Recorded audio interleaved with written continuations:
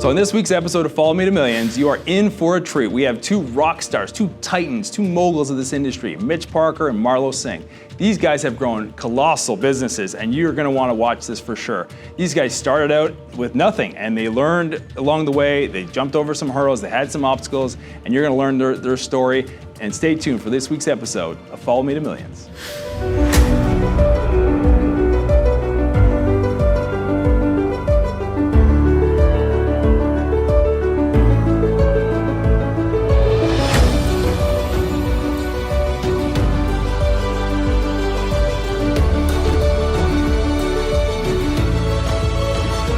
Guys, welcome to Follow Me to Millions podcast. Appreciate you both being here.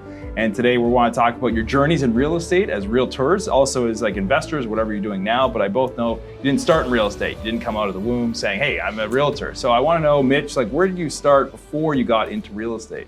I came out of the womb. You did? You're the one person. You're the chosen one. Exactly. I went to school for business with a specialization in finance. Okay. And when I finished school, while I was looking for my true career, right. I was doing residential renovations and construction. Okay. And I really was enjoying it. Right. And how did you get into that? Was it like a family thing? Was it just you were just doing it? You know what's funny is my mom is really handy. Funny enough, my dad's totally unhandy. Doesn't know anything, right? Yeah. And so I always would help my mom fix things through the years as I was growing up. And so when I finished school, someone said, hey, if you want to help me, I have an opportunity to just jump on board, work full time while you're finding your finance job. And whenever you find that finance job, you can switch over, right? Just like a part-time thing. Just a part-time gig. On a whim, right. Yeah, and so I was really enjoying it. And the one thing is in construction and renovations, the bar is about as low as it gets in terms of the industry, right? And so... Okay, I think real estate sales might be slightly lower, but... I challenge that. I see what you're saying, So what happened was,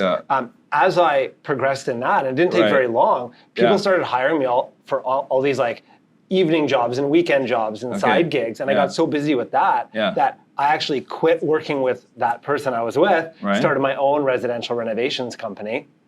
And through that was at the same time that HGTV was popular and Discovery Channel with everyone flipping houses. Right, yeah. And I'm thinking, I'm sitting here with a finance background to run the numbers and a crew of guys who work for me. Yeah. If I'm not flipping houses, this absolutely makes no sense. Fair enough. And so I went to my dad and I said, hey, you have the ability to qualify for a mortgage and a little bit of cash put aside. Yeah. What if I find the property and we go in on it together? That's excellent. And so he became my first joint venture partner. Amazing. And we bought a student rental property. This was in Ottawa. Okay, in Ottawa, right. In Ottawa, rented out to students. And then we sort of, for one house, came into the other. Right. And through the process, at some point, as you guys both know as active investors, it just makes sense to have a real estate license. Of course. Absolutely, there's no question about it. And so I got a real estate license, and then organically, people were just asking me, look, you went and bought 4 properties in the first year. Right. How did you do it? Can you teach me how to do it? And I was let's do it. Here, I'll help you buy houses. And it all blossomed from there. It's amazing. Yeah. So Marlo, what did you do prior to getting into sales? So my path was a little different. Started out the same. Took business, entrepreneurship, specialization. I did sales, telesales, telemarketing, customer service. Right. And that's the grind.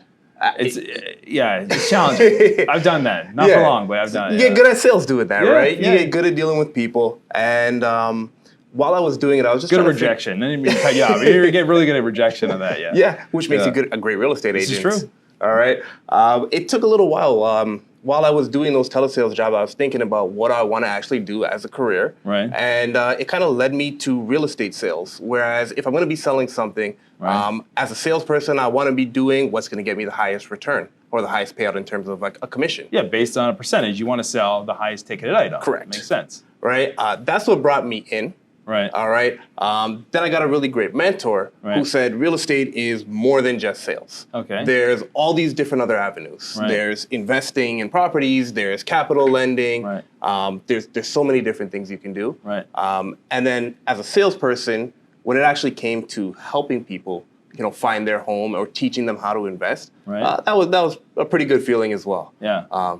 So you came from sales into sales. You came from construction into sales, but there's sort of both came to the same realization that sales is kind of the path you both wanted. Yeah. So when you first started in real estate, what was you're starting out and you're saying, look, I don't know what I'm doing. Like, was it more comfortable for you, Mitch, that you were in construction, that you kind of knew what you were doing, or were you thrown into the fire and saying, I have no idea how to get on the MLS, I don't know how to market, I don't know what this is doing, should I wear a suit, should I not wear a suit? Like what was that journey when you first started as your licensed realtor? For sure, and I think we all went through the same process in that it was 3 courses at that time and like 3 pretty thick actual textbooks. Yeah, huge, yeah. And then you kind of finished and they said, well, best of luck to you. And my situation, I think, is a little bit unique in the fact that because I had the construction background, I could have those conversations with people right away. I also never really got a real estate license with the intention to sell to people on scale.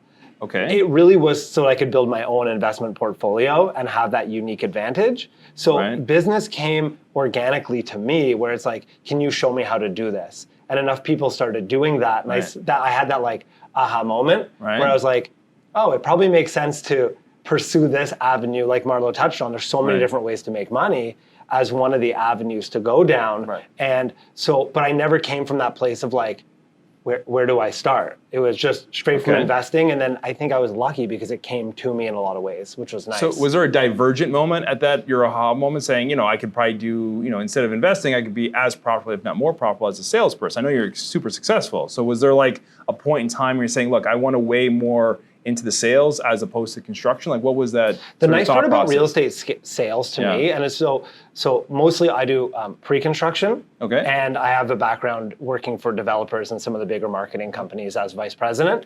And so the thing that I really like about real estate is it's a scalable business. Of course, and no ceiling, There's no ceiling, literally no ceiling, right? And so what you can do is you can put systems and structures in to assist you and to help you grow.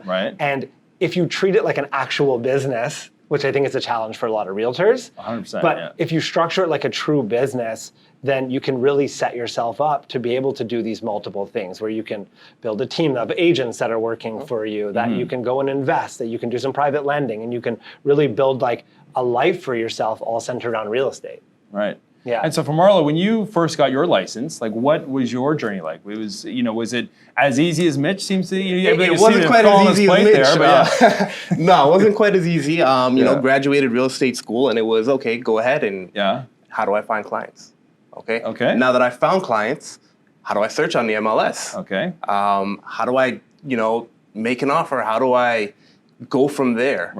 So how was the training? Like how was you're answering to the how questions? Like how are you getting that answer? So I found a really great mentor. And I would sit in his office every day for 2 hours a day and ask a million questions. And eventually things started to click within me. And as I started to put those tips and guidance into effect, I started seeing the results. And a lot of it is just kind of overcoming your own mindset or your own personal barriers. So for me, it was when I was doing my sales job, I was making, $40,000 a year per se. And average in Canada? And my goal was, okay, if I can make $40K in real estate my first year, I'm a happy guy. Yeah, you get your own boss, right? You get the same salary, but you get your own timeline and do what you want, right? So, and then it was, oh my God, I did this. But I did it in 6 months. Right? Okay, now do I sit back for the rest of the 6 months or do I keep it going? Right? And it took a little while to get everything rolling. I hit the pavement, a lot of leases, a lot of rentals, kind of building my client book. Learning how to work with people. I've never done a showing in my life. I've never done an open house in my life. So it's kind of a matter of figuring out what to do, what to say. And you learn from experience. And so when you're doing telemarketing, you're in an office, obviously on the phone. Real estate, you're in person for a lot of the time, right? Like that's how that engagement, that physical business of sales and real estate. So did you find that there was a difficult transition there? Were you comfortable with it because of your sales background? I was comfortable with it because of my sales background. I'm pretty good at dealing with people overall. And what I found is be genuine. Have your client's best interest in mind. A long way, sure. Have your client's best interest in mind. Don't think about your paycheck. If you treat people good and you do what's right for them, good things will happen for you. I always look at it in terms of there's leading indicators and lagging indicators. And the leading is the ones that you can control. So how many phone calls you make, how many meetings you set, how many appointments you're going on. Those are where agents should really be focusing on. And the lagging indicators is how much money did you make? How many sales have you done? What are you closing based on that? Exactly. Right? And that just comes. So if you're strategic and you put in the smart work in a productive way, the rest of it just comes. And I think that's really important as well. Right. So was there anything that you're doing now that you didn't do back then where like, there's probably a million different answers for that, but like, time obviously changed. Technology has come a long way. Exponential technology has really changed our business. But like, is there something that you've done differently then that you wish you knew that you could do today, and vice versa? It's a fantastic question. Yeah. And the one thing that I've really become very aware of as I get more experience, and I think as I probably get older as well, is your time becomes so valuable. Right. And so being efficient with like every 15 minutes of your day is so important. And so what I've done over the years is I do like time audits where for like a week at a time, I'll literally do this on a spreadsheet and I'll write like from morning to night in 15-minute intervals, and then I'll track it the entire week. Okay. And I go back and I look at it and I'm like, how much time am I spending on things that are not bringing value to my life? And I find the most interesting thing is every single time I've done it, there's always things on there that I'm like, why am I spending like 4 hours a week doing this? Like social media?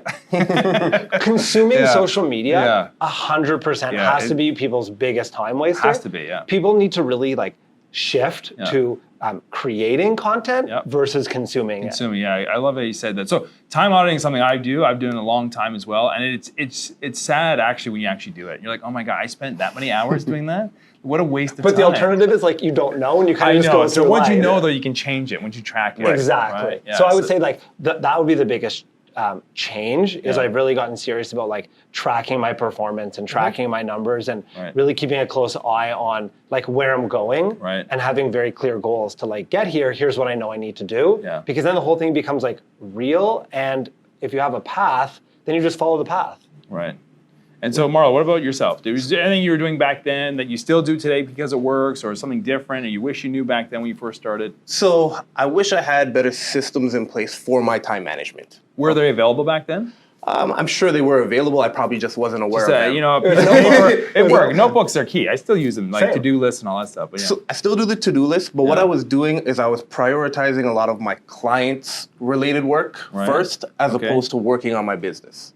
Okay, so instead of spending time developing myself, so you're focused more on business, not on your business. Yeah, you're more on the end product. I need that commission. I'll deal with the business when I got time. Exactly. First thing in the morning, let me open my email. Let me answer all these emails. Whereas nowadays, I'm taking care of what I need to do. It's more structured. It's more structured, but I'm working for me first. Yeah. And then at a given time, that's when I switch over. So that's easily something you could have done. Even if you're a new agent today, you can just come out of the gate structured, right? I think that's one of the big faults of real estate sales. It's like, the old saying goes, the best thing about real estate sales is you don't have a boss. The worst thing about it, you don't have a boss, right? So you have to be fairly structured and rigid. Growing through football and all that stuff, I always had that sort of regimented thing. I had to, because you don't want to get up. Nobody wants to wake up at 6 or 7 in the morning and go and run for an hour or like work out. Like nobody wants to do that. But you had to do it, and you had to be rigid and structured. So I took that into sales. And I think that's what helped me grow my business when I first started. So that being said, like obviously you guys have been in the business for quite some time. How long have you been doing this for now? So I was just thinking about this before we came on the show here. Yeah. And I think I've been in a total for 15 years now. Of sales? So about or like investing and sales. 16 as an investor and probably 14 to 15 sales. Yeah. And Marlo, yourself? 9 years in sales. 9 years. So both of you have seen like a big change in technology over that past decade, right? Yes. 16 years. Like I think when I started, I had a flip phone. It was not a smartphone. And it was like you had to send a text, and you know how that was working. It was terrible. But so where do you think, the exponential technologies have benefited your business and potentially hurt the business that you were doing today in sales? So technology has made it easier to reach out to people. Okay. Right? Especially social media, even websites and online marketing makes it a lot easier for lead generation. Yeah. Whereas before it was Kijiji and Craigslist and I started before that, just to date myself. Okay, so they didn't have that when I started. I wish I did. I went through that phase, a couple year phase of doing that too. Now I find pretty much every person starts their own search online. So you need your web presence, right? People aren't out there looking for a realtor to guide them. They're online looking to find what they want themselves. Right. I found with that, on that note, like people I meet now have just as much information as I do at their disposal. So it's like really challenging to get that differentiator. Like, why even talk to me? So I still think it's important to have realtors, but like, Mitch, like what do you think has changed over your 15, 16 years of technology and growth? So I love the fact that we have all this technology available to us. And I think if you're a realtor and the information is like your value proposition to somebody, you better find a new value proposition if you don't have another one, because access to information is like available to everybody. And so, and I think that's unbelievable for clients because by the time they come to you, they've already researched buildings, neighborhood, builders. They know pricing, they know sales pricing now. They know everything. And like, if you're smart and you're strategic about it, it just helps us so much more because they're like 50% along or 80% along the process. Plus there's also all these like amazing tools out there to help organize your time, to reach more people that you'd never be able to reach before. Like if you look at Toronto specifically, like we're attractive on like a global scale, Absolutely, Whereas before, I mean, if we're gonna go way back, we might as well go like pre-internet. You might have seen an article in a newspaper on page 19 about Toronto, but you would never know about it otherwise, right? So now you can Google like best places to invest in real estate in the world, and I assure you Toronto's coming up pretty high on that list. Probably top 10 at this point. I would think so, yeah. Where do you see the business going? Now that exponential technologies, you know, when I first started, some context, so it's about 17 years ago, maybe 18 years ago now, I'm getting, if I do the mathematics. So when I first started, they were just phasing out fax hot sheets, okay? So every Monday, you would get a fax of a hot sheet of what came on the market over the weekend. Should we explain what a fax is? I've heard rumors about this. He's talking about these weird fax machines. Yeah, they still exist. But anyways, and oddly enough, some agents still want faxes. I'm like, what's going on? But anyways, that's a side note. So that was being just phased out. And I was, every Monday, you'd have to go there and you have to get the sheet. And that was your portal. That's why clients wanted to talk to you. Because like, what came out on the weekend? What's new? I saw this stuff at the open houses last weekend, but I don't know what happened this weekend. So you had that, you were the gatekeeper, right? So we're no longer the gatekeeper. So for me personally, I think why people hire realtors now, and you guys can tell me differently, is that they still need, you know, information of, is this valuation right? Right? So they still want that guidance of like, am I overpaying? Is it underpaying? Is it a good deal? Not a good deal? I still need to do the paperwork because my lawyer's not going to do it. He's too expensive, and I need you to do it. That's kind of what I'm seeing, or like, you know, finding something that they just can't get online, something off market, you know, good deals, you know, commercial deals, things of that nature. So do you see that like that's going to continue? Do you think realtors will be a thing in the next 10 years, 20 years? What are your thoughts on that? So I think that you're always going to have the place of a realtor. The one thing that many people always, like forever. I do believe that. So why are you so strong about that? Because, I don't agree with that. Okay, so that's interesting. So I think that as realtors, we have a bit of a clouded judgment as to how much the public knows about the market, the process, neighborhoods, things like that. Like we know more than 99% of people out there. And I think for a good agent who can really showcase a lot of value to their clients, there's always going to be a need for that. I don't know if necessarily it will always be the same process or like journey along the way, or it might not always be 5% commission or whatever it is. But I think that at the end of the day, for most transactions where there's this much money involved, somebody's going to want that face-to-face human connection involved some way. I respectfully disagree, only because I think exponential technology is disrupting every industry on planet Earth. Hotels, cabs, right? Uber, Airbnb, all this stuff. Sales, for some reason, has not been disrupted, whether they just don't focus on it. Nobody's like, you know, put their targets on it yet. I think someone's going to come along. Like Zillow tried, and they were very close to disrupting the business. With their buyer program? We would have all been out of business, to be honest, if it stuck. And I think it's just a matter of time where, you know, version 1 didn't work. Maybe it's going to be version 2 or 3 or 4. But, you know, if that were to happen, right, what would you guys do if salesmanship or realtors weren't a thing anymore? Have you given that any thought? Like, is there an exit strategy in this business? Like, have you guys thought down the road? Like, when I first started, I was 26 years old, just coming out of football, and I was so pissed off because I was like, man, my career in football is over, my dream job is over. Now I can do sales. Like, I wanted to do it, but not when I was 26. Okay, like maybe I wanted, like, you know, 36, 40. I got a family. I'll get into real estate. So I was kind of forced into it. But there was agents literally in the office, and they're like late 70s, 80s, and on the phone calling a Sunday afternoon. I'm like, what is going on here? Is this the business? I'm 26, and that's my future. I didn't want that future. So I said, look, I got to figure out a different path. So my path was investing. So day one, I started investing in real estate, but I had sales secondary, right? It was kind of like they were kind of like going at the same time. So have you guys given that any thought? You know, in your young careers, you guys are both young guys. You may want to think that far ahead. I had that, realization, but have you guys thought about that? Do think about it. Investing is definitely a path that I want to go down, and just throughout my experience in sales, the largest gains are made through investing, right? Okay, so you've learned that through sort of your experience with your clients? With my clients. And you got some historical, 9 years in the business. You can see some context, what you were selling 9 years ago versus today. It's really run up quite a bit. Yeah. Exponential growth in terms of the Toronto prices. It's been really good for a lot of people. Yeah. And I can see that. And, definitely going to tap into that as my future. I don't want to be 80 years old showing properties and sitting at open houses either. Well, keep in mind, some people do. Okay, there's some agents, because they have nothing else to do. And the beauty about sales is you can do it till you're 80 years old or 90 years old if you really wanted to. I'm not sure how successful you'd be. I don't know anybody that old yet, but in terms of they're my friends or colleagues, but you go down to Disney, people there, they're 80 years old and they're working because it's not they need the money, they just want to get out of the house. They want to be around people. They want that action. There's a purpose. Yeah. So for Mitch, what are your thoughts on that? Do you have an exit strategy? Have you thought about it? Given no thought to it? Of course. So it's definitely more on the full-time investor side.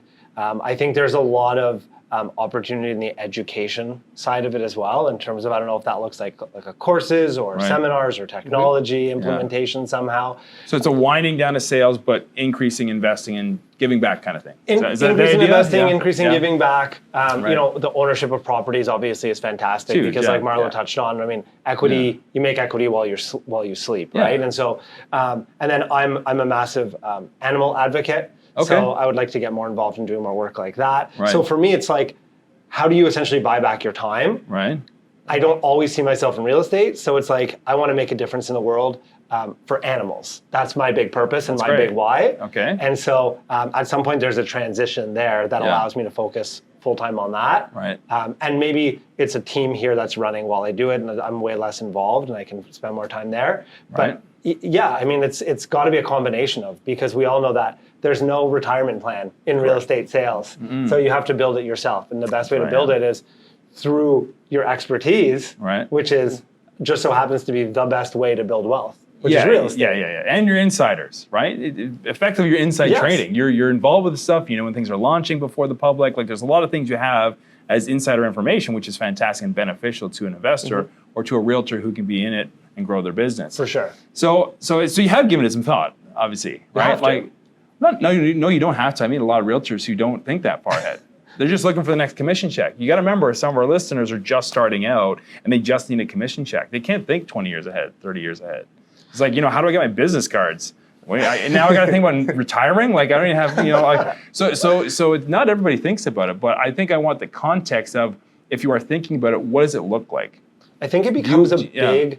So if you look at it too long out in the future, it becomes overwhelming. And the further you go out, the harder it is to predict, right? It's what's that saying? You overestimate what you can do in a year and underestimate what you can do in 5. Yeah, that's exactly it. And so I think it's important for it could be an experienced realtor, but it could also be a brand new realtor to at least sit down and spend some time figuring out what they ultimately want their business to look like and their life to look like. And you might not plan out, if you're 25, you don't have to plan out when you're 65 what that's going to look like, but at least a 1 year, a 3 year, and a 5 year plan, because it gives you some direction.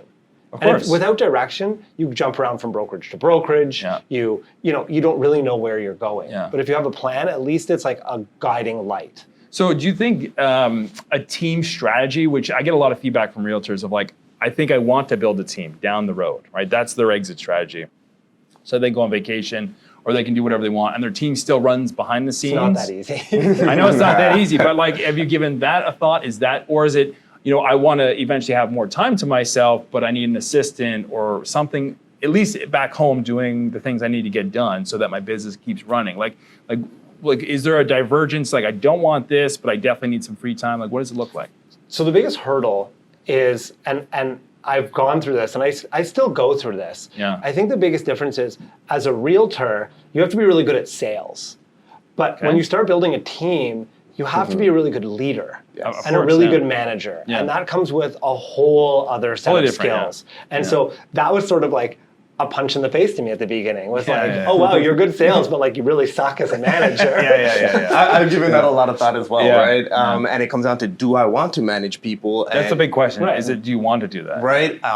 Yes, I would love to have the residual revenue coming in from the team, but now I've got to manage this team. I've got to grow this team. I've got to nurture them. Right. So I'm more giving it the shorter term thought of, let's get an assistant going and let's start freeing up my own time right now so that I can potentially have the time to do these things. Right. It's just like anything else, it takes practice to get good. And it took me a good amount of time before you start to figure it out. Like, oh, this works. Oh, that works. Just like you do with any other business. So kind of like trial and error. Trial and error. And you find success and you read books and you go to seminars and you do all the other stuff that you do. And before you know it, things start clicking. That's right. Yeah, the growth is key for anybody. Like I think by our nature, we want to grow, right? It's a baby, you want to crawl, and then you want to walk. You just have a new baby, right? Yeah. So are they in the phase of crawling, walking? Just about to start crawling. Just about to start crawling, and then it's walking. So you don't even have to tell them what to do, right? And they're already doing it. So in our nature, we want to grow and want to expand. We want to get bigger.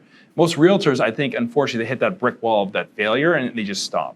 Whereas if you give it to an infant, they're not going to stop. They fall down, that sucks, I'm going to cry, daddy's going to hug me, I'm going to get up and go again, okay? That's what you need as a good salesperson, because you're going to hit those failures, you're going to hit those walls. So when it comes down to our final talking points here, like, is there one thing, Mitch and Marlo, that you would want our listeners to know if they're either a new agent or a seasoned agent? Maybe they're stuck on something. Maybe their business isn't, stopped growing. Maybe they want to grow a team. What is there one thing that you wish you absolutely knew starting out that you want everybody else to know about the success in your sales? I think life and the universe presents opportunities to people when they're ready. Right. And you essentially have to fail your way to success. Okay. Like, I once sold out a building. Right. I was owed $500,000. Yeah. The whole deal fell apart on firm, totally sold out deal, and I never saw a penny from it. And that's a tough deal. While I was pissed at the beginning, it started to be replaced with, you know what, this is preparing me for something even bigger now. Yeah. And if you can go and make money, big money, and you can take the losses and bounce back, then there's bigger rewards coming. Right. And it's amazing once you start to change your attitude and your energy about it, that bigger things do come along and bigger opportunities come along. And so like, I'm looking at my career now being like, does that totally suck that happened? Yeah. Of course it does. But like, through all my entire career, I've sold over $1 billion of real estate. Oh, congratulations. And so, it's been fun. It's been a great journey. Yeah. So like my biggest piece of advice is like, you have to chalk up, like they're not losses, they're not failures. Right. It's just like, it's one more step closer to being ultimately successful. Lesson. Yeah. So Marlo, what's the one thing you wish people would take away from a message that 9 years of experience? I'm a big believer that you don't always have to fail your way to success. You can learn from other people's failures. Yes, you're going to have some stumbles along the way, but you don't have to hit brick wall after brick wall. You can kind of go over some of them, around some of them. It's like, I want to avoid that pitfall, right? Sure. Yeah. So what about you, Marlo? What's sort of one piece of advice? For me, it would be always continue to grow and better yourself. Right. Okay. Always try and learn more. Constant improvement. Constant improvement. Yeah. That's the one thing. Like, when I finished post-secondary school, I thought I'm never going to crack open another book again. Never going to have to do anything like that. Celebrating, yes, never again. Now I look forward to reading new books, every week on personal development, learning new skills. Just constantly keep bettering yourself. Constant improvement, absolutely, Well, and yours? Mine, gosh. It's perseverance, I think is what it is. It's a tough business. Sales is not, like I got into it, again, not when I wanted to, but I was almost forced to get into it just because I had bills to pay, right? Bills are coming in, rent to pay. I got to make money. If I'm not doing football, I better start selling some real estate, right? Yeah. And it was tough. It was really hard. It's not something I wanted to do at the time, but I got into it and it was difficult. Nobody was tackling me. Nobody was injuring me. So the physical side was easy, right? It was that mental toughness. Look, I started with 15,000 agents in Toronto. I think there's 70 some odd thousand now. 76,000. 76,000 agents. So is that competition? Not necessarily. No. Okay. But it is a lot of people that you have to now go through that weren't necessarily there, 17, 18 years ago. So for me, it was just about perseverance. Because like you had failures, you've had failures. We've all had clients who stiffed us. We've all had deals fall apart. It's just about that going through it. Because look, unfortunately, the average real estate career lasts 2 years, which is the window from the time you get licensed to when you need to renew, your first renewal. And everyone says, you know what, it's not for me, I'm out of here. So there's a huge attrition rate. There's a lot of people who just like fall off the cliff there. So for me, it's like, just get through it, get through that failure. That's the one thing I want people to take out of this. That's it, guys. I appreciate it. It's been a fun podcast, and we'll do it again sometime. Thanks for having me. Yeah, of course. Really appreciate it. Of course. Thank you. Anytime.